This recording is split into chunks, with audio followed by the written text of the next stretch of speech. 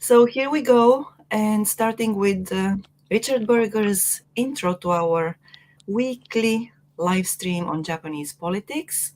Can't Let's go. wait. Let's go.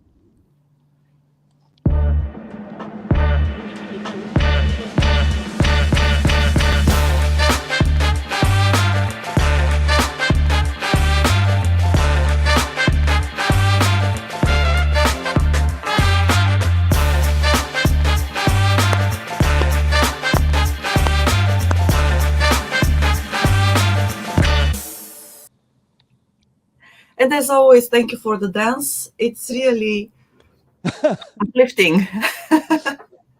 Okay, it took me a second to come up with the right expression, but yes, thank you for the dance, and I hope that it helped you wake up even a It little. does. Yes, It helps get the blood flowing. I am standing on the deck of the good ship Santana in Katsuyama Port, right. That's bringing you wonderful. live. From there, yes, Japanese politics. This is the weekly show with Timothy Langley, CEO of Langley Esquire, and me, the host, Maya Matsuoka, on Japan Expert Insights. Thank you very much for joining us. LinkedIn, YouTube, Facebook, also Clubhouse. We are live on the 4 platforms at the moment. If you are on any of them, please follow us or subscribe. And without any further ado, I want to give the floor to Timothy because obviously a lot of boats are waiting for him to sail away before he does that. Timothy, here we go. Thank you very much. Thank you very much, Maya, and good morning, everybody. Thank you very much for joining us on Japanese Politics One-on-One. This, Maya, is our 104th consecutive episode, 104 Sundays together. Whether it's in harbor, it's on the deck of the good ship Santana, in my home office. Every Sunday, we bring you what's going on in Japanese politics. Yes, we do. We do, and thank you for your consistency and, shall I say, stubbornness? Yeah, it's more likely fear. Fear. Okay. Then, without any further ado, okay, I'm not going to scare you away anymore. Great. So there's plenty to talk about, Maya. I told you that I spoke with the German Chamber of Commerce. We had a luncheon this last week, a very good showing of business and diplomats from the German, well, from Germany and from German companies. And I think we might have a couple of those attending today's briefing. So welcome to those new members who are signing on from the German contingency, and also people who have just fallen in because somebody's told you about the program. So I hope you enjoy it. If you have comments or questions, stay tuned to Clubhouse, where we have an independent Q&A series. This is video on LinkedIn, but the Clubhouse streams the entire program from the beginning of the opening all the way into the end of the Q&A. So the 30-minute briefing is just here, video live on a live stream pumped out on Clubhouse. I'm sorry, on LinkedIn, but Maya also uploads it to YouTube almost immediately afterward.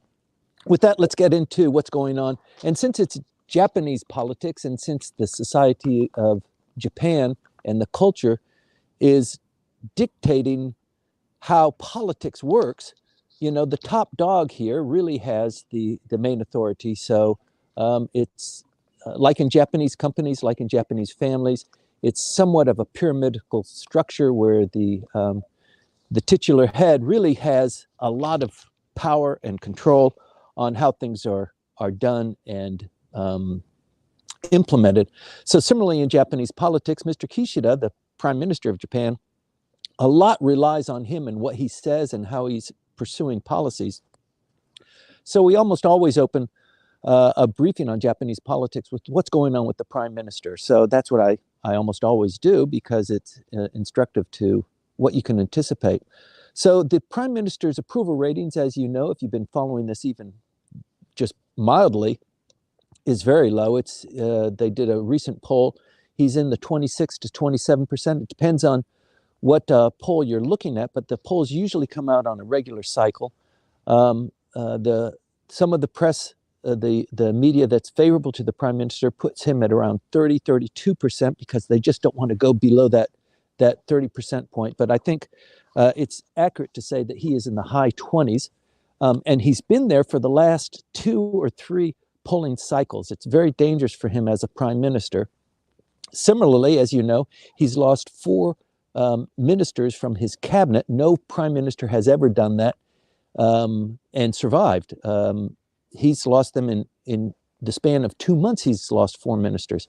And it's not that he is particularly scandal tainted personally. He's actually a very clean, stand-up kind of guy. He was the longest serving foreign minister. He's been grooming himself for this role throughout his career.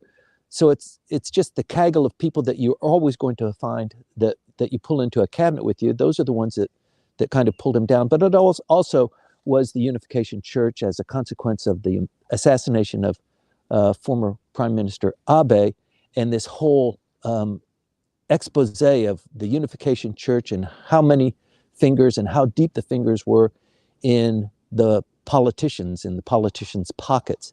And that was primarily with the LDP and primarily with Mr. Abe's faction. So a lot of that brought the prime minister down, but he still has low poll numbers, and it's because of his indecisiveness, his kind of lack of really making good, strong commitments, and just pushing off important decisions. He's got a lot of things on his plate. The diet now, it's a 2/11 session of the diet. We're in the second week now. The first week was devoted, the first couple of days of the first week were devoted to policy speeches by the prime minister and by the heads of all of the political parties, stating what they wanted to do in this diet session and raising concerns that they had with the administration. And then finally, they get down to business on Friday with the first budget hearing on the close of last week, not this week. So they started the budget hearings. The entire purpose of the beginning session of the diet is to pass the budget. It's called the 2023 budget, but actually the budget is passed this year, and then the bureaucrats scurry and they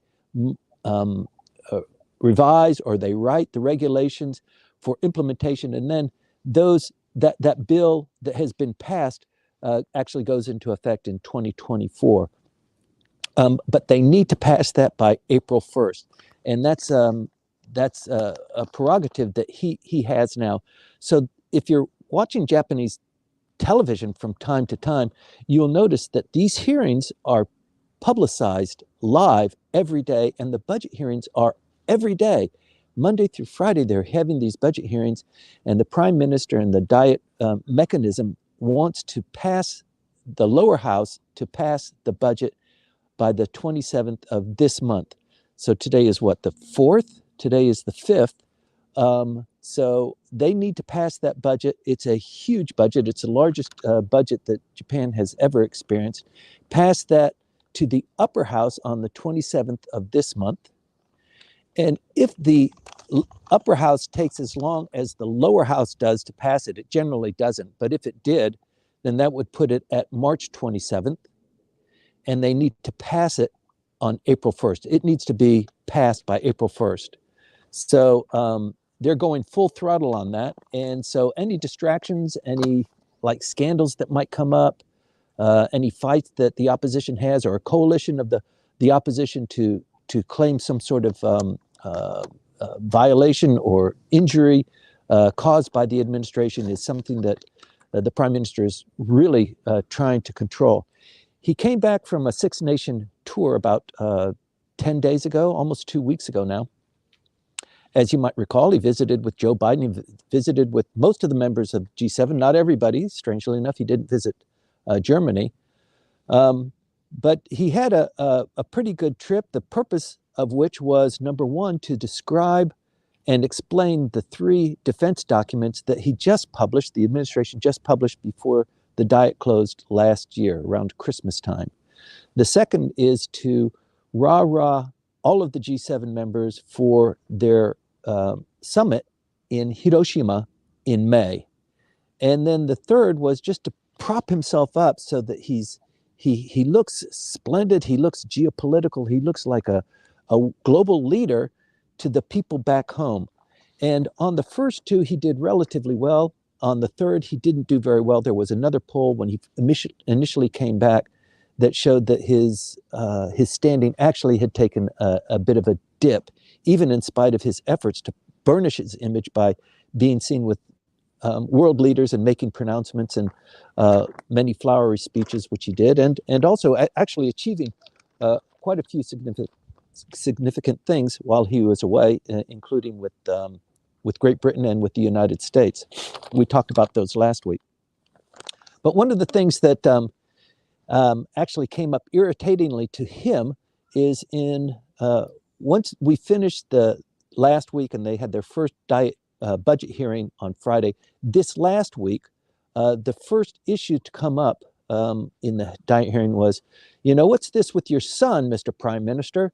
So, that's just something he doesn't want to hear. As background, you might know that Shotaro, his 31-year-old eldest son, he replaced a really distinguished and experienced executive secretary who was a vice foreign minister actually at one point, with his son, who was his diet secretary. He brought him out of the corporate world to be his diet secretary, to train and groom him, to give him experience and exposure to be a politician, just like it happens all the time here with Mr. Koizumi, in fact, as well. Mr. Koizumi's eldest son is a member of the parliament now and widely talked about being a prime minister candidate. So this is not something that's new, but the problem is when he made him the executive secretary of the prime minister, eyebrows went up. He's inexperienced, he's young, he doesn't have the experience as the fellow who he is replacing. And it doesn't smack of, it is nepotism. But it's something that is done frequently here. Many people don't think it is something out of the ordinary. The problem is that when they went to London, when they went to France, when they went to the United States, Shotaro, how they explain it in the press is he commandeered, an embassy vehicle to go on a shopping spree. And I don't think that's the case at all. As the prime minister travels, these things are set up in advance. He doesn't need to commandeer. There are people that are, begging to do his bidding or do the prime minister's bidding. And as a diet secretary, as his executive secretary, he's the extension of the man in any event. Excuse me. So going to these different capitals on a state visit, on a really big deal.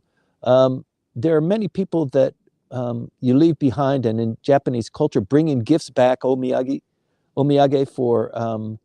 for people that didn't get to travel with you. It's something of a tradition.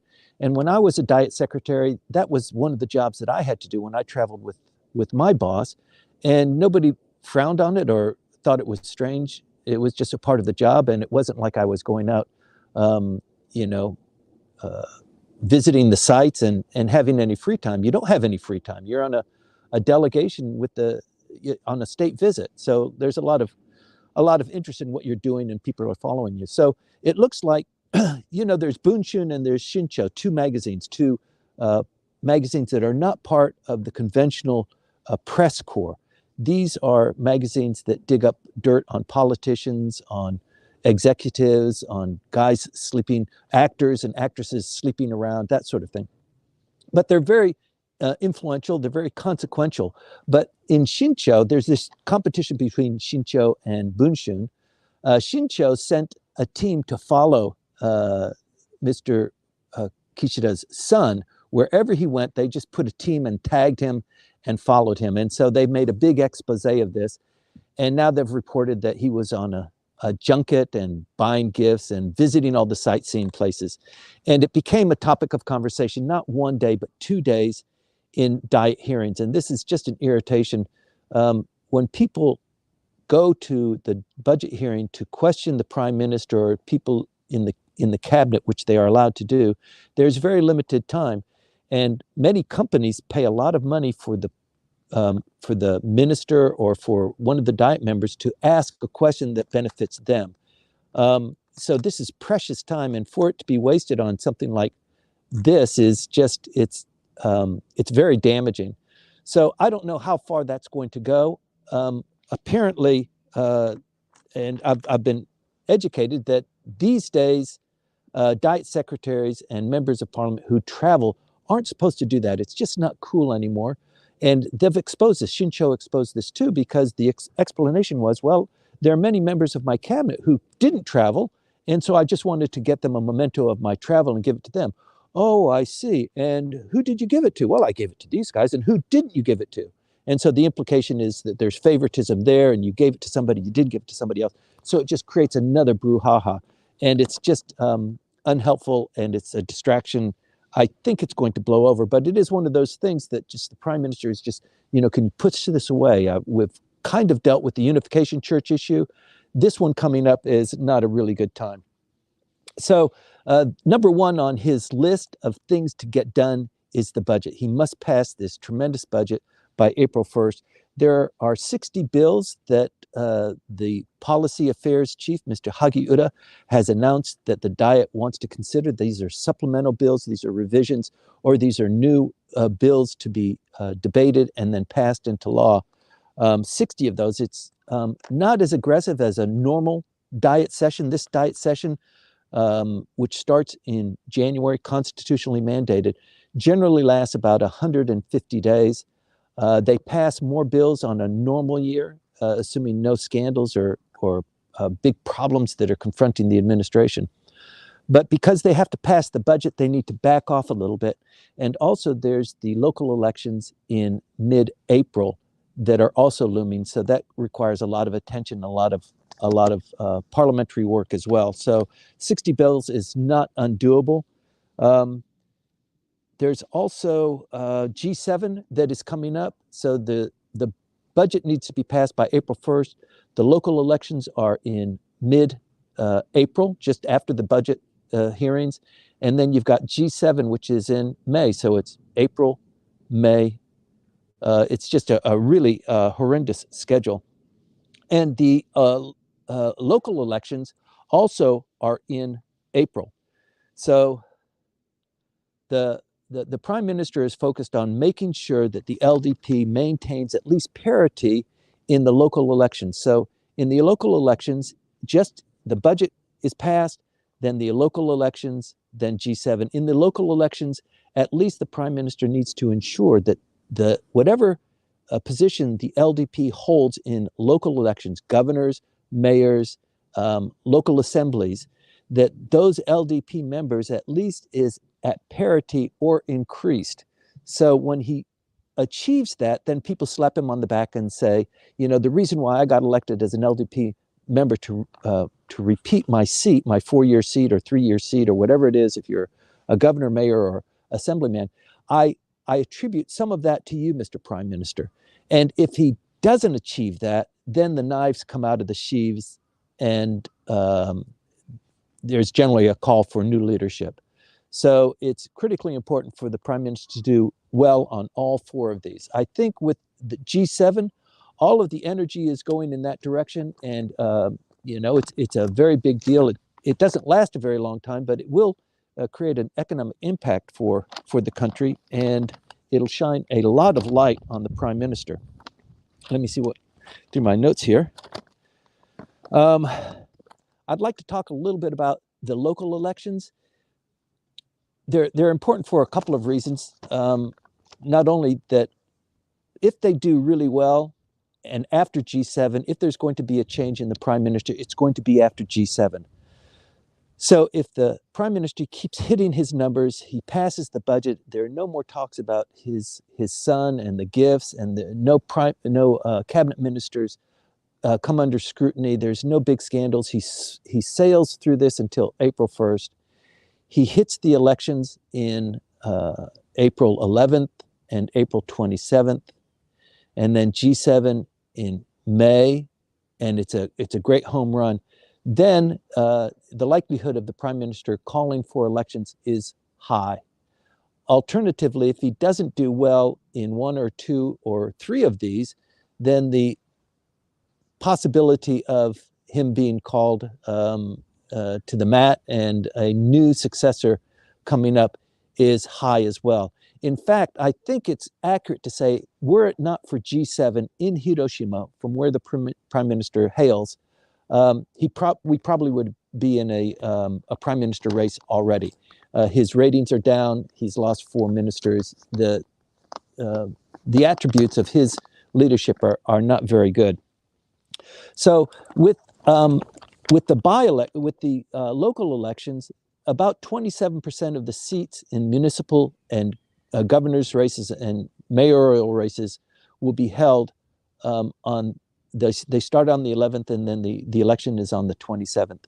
There's also a by-election for 4 lower house seats. This is a by-election because for some reason these seats became vacant, because maybe somebody died in office, or they were kicked out of office, or they just resigned. And in these 4 seats, we have an example of all 4 of those scenarios where somebody dies. That was Mr. Abe. He was murdered. And the election for his seat to be filled was not pursued when it initially should have been because of the state funeral. So they pushed it off until April of this year. And we have another one where a minister is resigning. That's Mr. Kishi, Mr. Abe's brother. He's resigning due to poor health, and apparently he will have his son run in his stead. There's Wakayama, the fellow resigned to run for governor.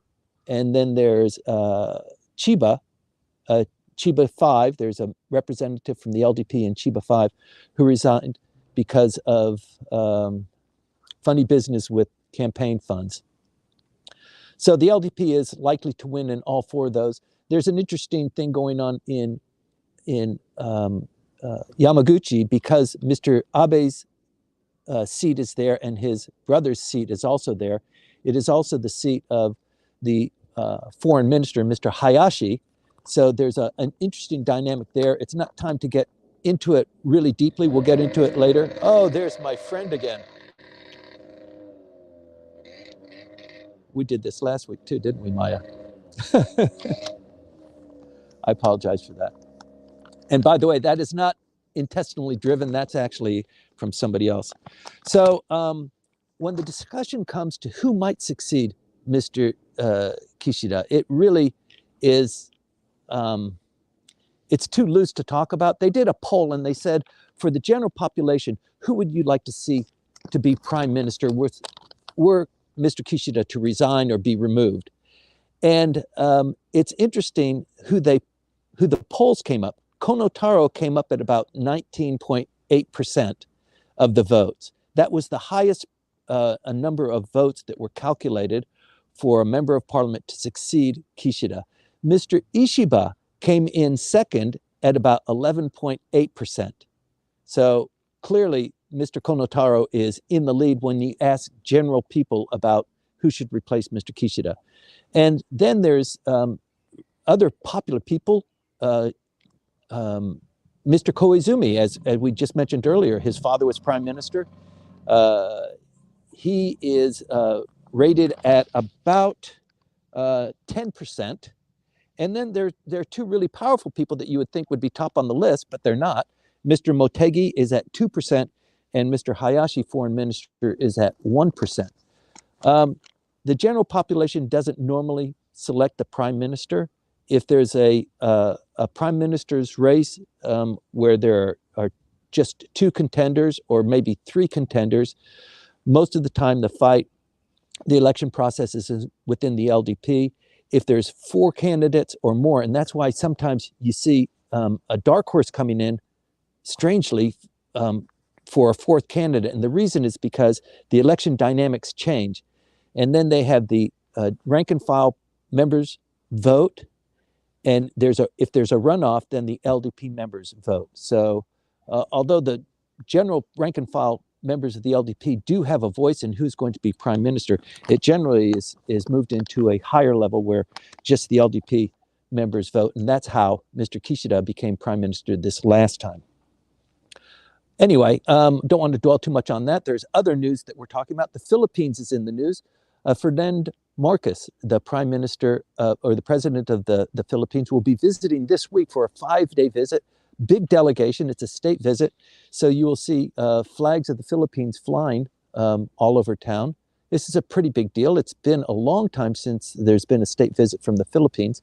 And there's a lot to talk about between the Philippines and Japan.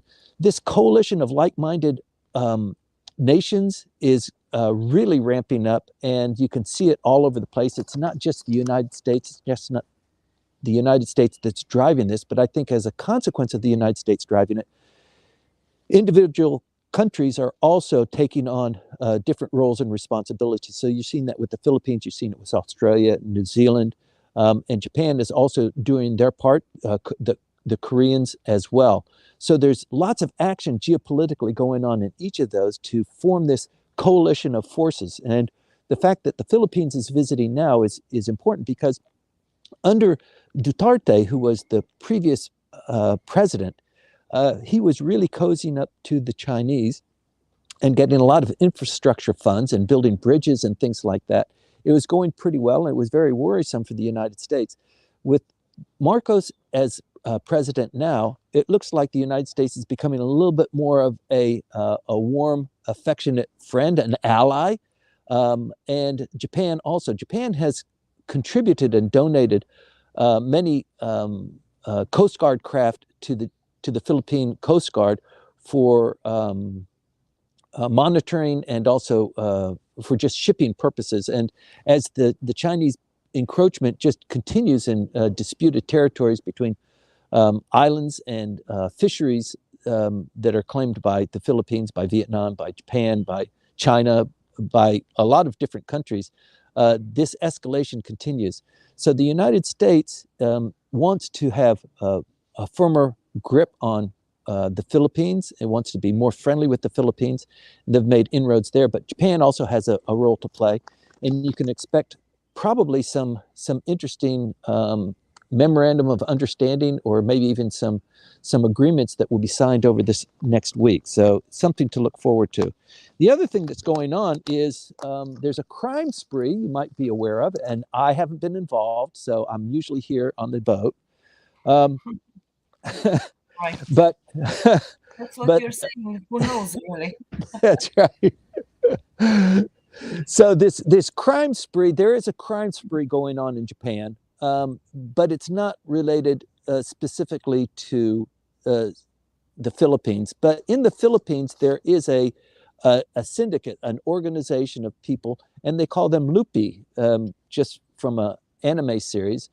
This is a group of criminals who are organizing through, actually through telegraph, encrypted messages on telegraph to instruct people in Japan the techniques and who to hit and how to do it and the timing. So they organize from the Philippines teams in Japan to generally attack old people.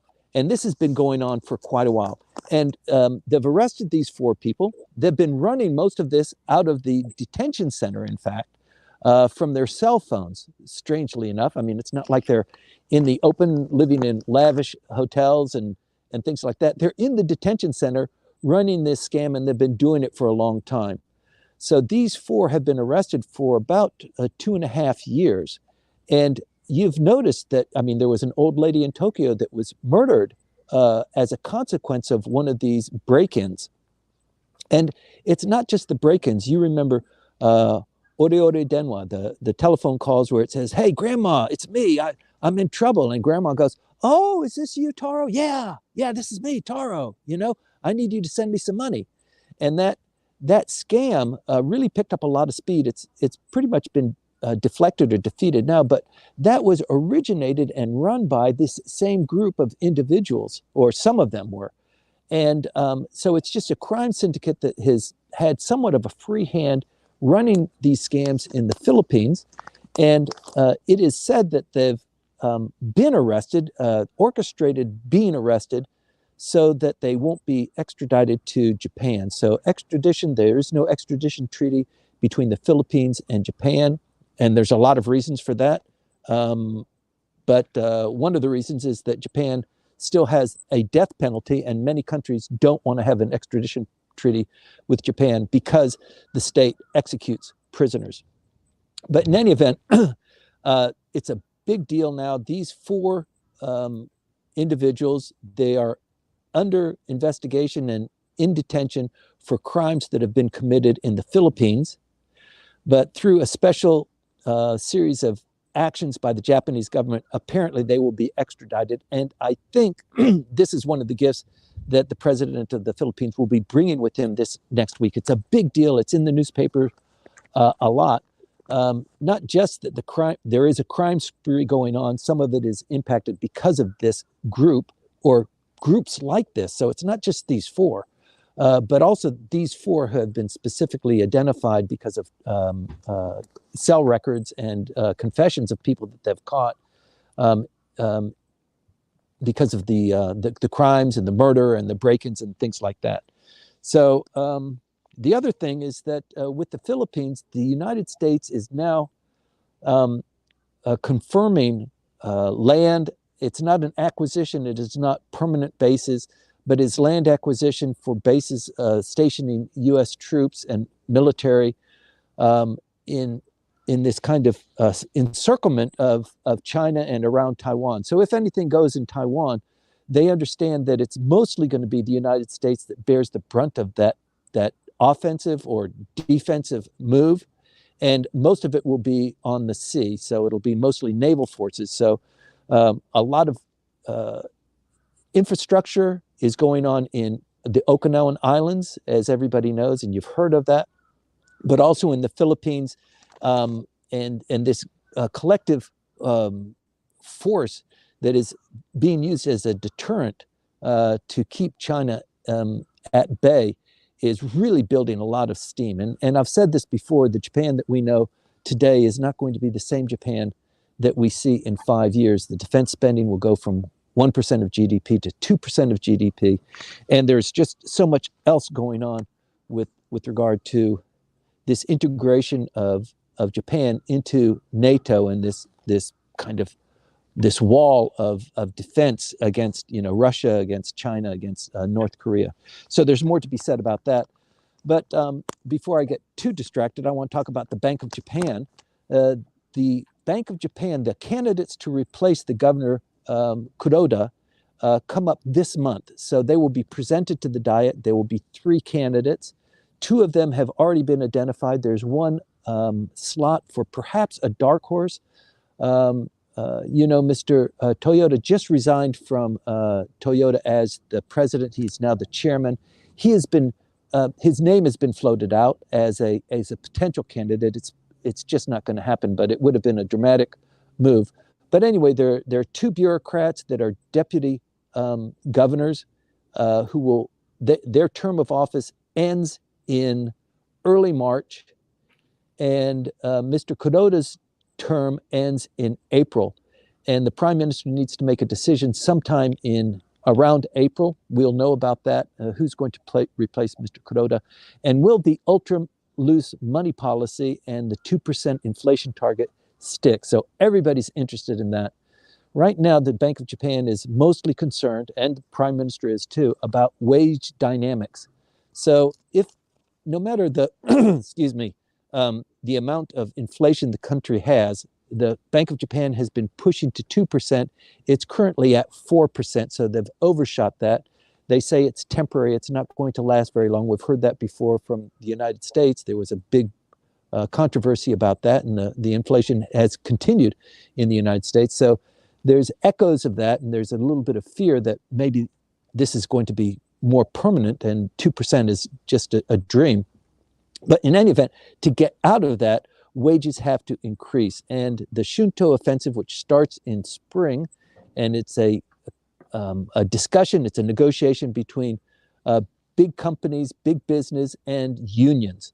And not everybody belongs to a union, but a lot of people benefit from the actions of unions. So in companies that employ more than 1,000 people, that's maybe 26 or 27% of the Japanese economy.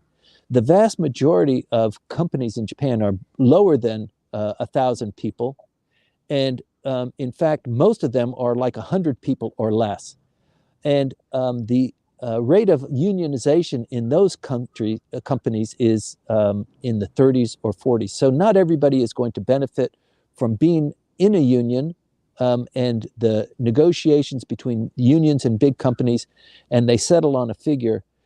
Usually that filters out to all of the unions and all the union employees, but not everybody's a part of that. And even assuming they're successful in these negotiations, the current discussion now is that the wages will increase by 4%, maybe 5%. And if inflation is at 4% right now and it continues, they've actually made no progress whatsoever. So there are a couple of things that are going on here. One is that they need to increase wages. There are two ways to do it. One is to increase the base pay, and the other is to increase the bonuses that you receive depending on how long you've been in a company. Excuse me. So most people would like to leave the base pay somewhat untouched because that is a historical, that sets a precedent for the next year and the year after that. They'd rather give people something better to focus on, a increased bonus this year based on how many years you've been in the company, to keep you encouraged about staying and doing your job. Research has indicated, however, that doesn't really encourage people that much. It gives them a bit of a breather. It doesn't make them have children. It doesn't, they might go out and get a refrigerator, but it doesn't really do the trick. And so the problem with the prime minister, the controversy he's having now, is encouraging companies to do meaningful wage increase. It's somewhat difficult because what Japanese employees want more than more money is they want stability. They don't want to be laid off, or they don't want their company to go under and them having to look for a job. So it's one of those things about just risk aversion. It is true that people would rather have a job than not have a job. They'd rather have a job that pays a regular wage rather than earning a lot of money but be in a risky situation. So that's why the foreign companies have a particularly difficult time in employment practices here, because taking seasoned employees from a job and giving them a position that gives them more money but is somewhat insecure, because you never know when people are going to say, the market turned down, or we don't like the way you look and we're going to fire you. It's always a concern. So that is a big development, and the prime minister needs to overcome that. Japanese companies are hoarding trillions and trillions of dollars as a nest egg, and the prime minister is trying to get them to relinquish that. Some companies are following. You might have seen that Uniqlo is increasing the pay of their employees by 40%. That's huge, and it's a remarkable change. But Uniqlo is also going through a restructuring as well. But there are other companies that are following that. So the prime minister is dedicated to doing that. The wages have to come up if the economy is going to take off. And if people are going to start having children, the prime minister said, unprecedented level of attention for getting the birth rate up in Japan, and above and beyond anything else you might want to talk about, fertility or about people getting married or that sort of thing. It is wages. It's a standard wage and a higher wage that will make people more hopeful and positive for the future. And then people will start having children. So he's got that to deal with. Tony Blinken, the Secretary of State of the United States, was to visit China this week. He was on a state visit, not a state visit, but a visit there. It's something rare. It's the negotiations and the discussions, even the communications between the People's Republic and the United States has been very, very skinny. So this was a very much looked forward to. The United States was somewhat commended for being the adult in the room and actually pursuing this negotiation when even the Chinese are not that interested in it. But my last news was that that visit has been canceled. He was supposed to leave today from Washington, and there are two balloons from China, two spy balloons. They've actually qualified them as spy balloons. There was one that was flying, the trade winds were pulling it over, but it did have the ability to maneuver itself. A large balloon, larger than 3 school buses, actually. And a second one was detected just yesterday. So now this is seen as an aggressive incursion. I don't know, the United States hasn't done anything defensively. They haven't shot it down. They've decided they're not going to shoot it down. They're just going to let them traverse the United States. But it is seen as very provocative. And the last news that I got was that this visit by the Secretary of State will be canceled. This dovetails very nicely, though, with Hagiura, the foreign minister of Japan, visiting with his counterpart, the foreign minister of China. And so this offensive of, trying to establish a reasonable dialogue, a regular dialogue with China is increasing in intensity. The new foreign minister of the People's Republic is the former ambassador, just released, the ambassador to the United States. So that's probably one of the key foreign posts for China, the United States, who the ambassador is there. So this fellow's got to be very seasoned and good at what he does. He is the new foreign minister now, and he's meeting with his counterpart, Mr. Hayashi. And so you can see it's not just the 2+2, it's also this one-on-one working with China, working with our other allies to build this defensive wall against what's going on with Russia and the allies of Russia for shipping and supporting them diplomatically and militarily. We talked a little bit about the crime spree. I think you've noticed that there was a little bit more uptick in reporting on crimes, but the fact of the matter is that it's the highest crime rate that Japan has seen in the last 5 years. And so a lot of is going on. These are typically robberies. They're stalking and attacks related to stalking. There's outright murder, uninitiated attacks, and of course there was the Abe assassination, which is a huge crime. There are copycats. There are people that see something like that, and it just has an influence on crime in general. So the Japanese government is bolstering these investigations and assigning more people to it. It's upsetting to hear all of these things because frequently people who have been complaining of being stalked. There was this girl that was just murdered a couple of weeks ago in a Tokyo subway station, not subway, a regular train station. She walked out and a former lover was stalking her and killed her right there. These kinds of things do happen with increasing frequency. There was the murder of the American businessman Bill Bishop and his family just at Christmas. So the Japanese government and the police forces are now really doubling down on that. It's one of those things that, once again, the prime minister doesn't need, but it's something that's happening in society that really has no rhyme or reason. He's trying to figure that out. And then there's the Lupi case with all of the robberies that are being orchestrated out of the Philippines. So there's a lot of news on crime, and you're going to see a little bit more of that probably in the next 2 weeks. Finally, G7 will be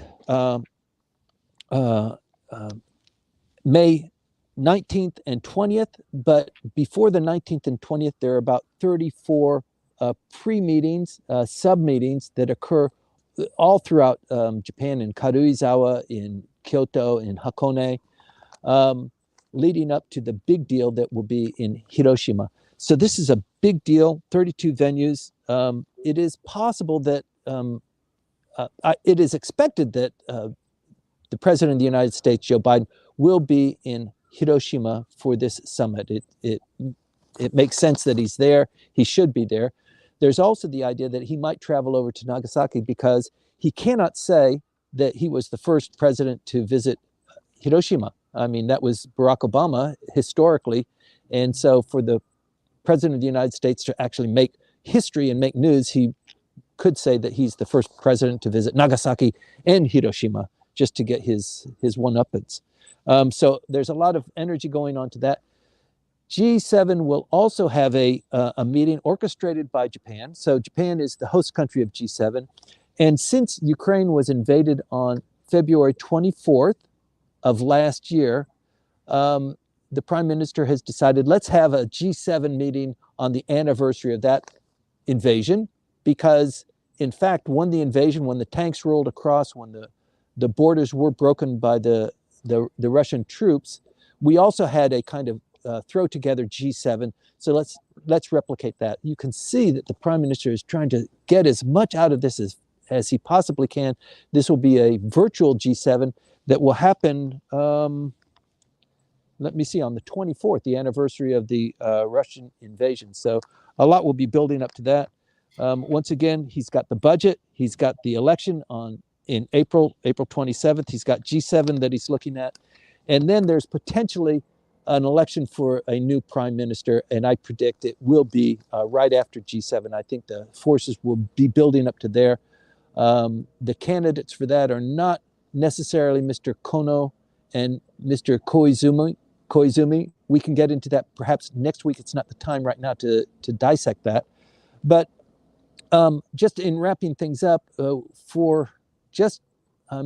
until maybe the end of January, we're talking about Unification Church and the impact it was having. That is dying down now. Less people are talking about it. It's sequestered into an investigation with the Cultural Affairs. Are they going to initiate proceedings against the Unification Church or not? So it's kind of off to the side. It is not the flavor of the month anymore. COVID also is no longer the flavor of the month. They're going to take the rating of COVID from the highest rating of 1 as a pandemic to a category 5. So it's a huge leap. It is at the category of the seasonal flu. And that implementation will happen in May. I think May, when is it? May 21st. Is it May 8th? Thank you, Maya. May 8th, yes. You're So, welcome. so there'll be a lot of fanfare, a lot of talk about that. Do you have anything to add with that, Maya? Excuse me? I Do you have couldn't hear anything? you. Did you have anything to add with the COVID restrictions and the masking? On May 8th, probably they're going to say you don't need to wear a mask outside, only in designated areas, that sort of thing. Probably they will, but well, whatever the government says and what the population does in such cases are two different things. So probably we will still have a lot of people, adhering to the old regulations about mask wearing and hand sanitizing and so on. But well, that's how things are here. So well, that's yeah. And one of the reasons propelling this is that the prime minister needs to get Japan back on track. Japan needs to come out of the doldrums. People need to go out and spend money and have children and buy washing machines and things like that. So he is really committed to generating this energy for the economy.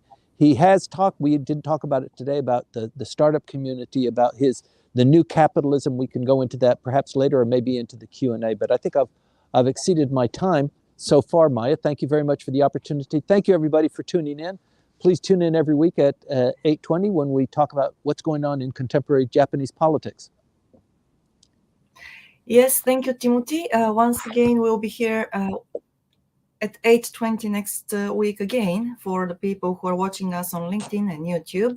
After this live stream is closed, we'll move to Clubhouse for the Q&A session. So if you have an account there, or even if you don't, you can join us there after creating your own account. It's a very easy and straightforward process.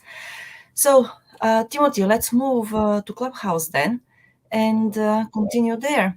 We have quite a few people there. I believe that, yes, the discussion will be nice. So careful when you get back on board. I see that you're probably... Oh, no, don't do that. Okay. Okay, Right. I'll see you on Clubhouse.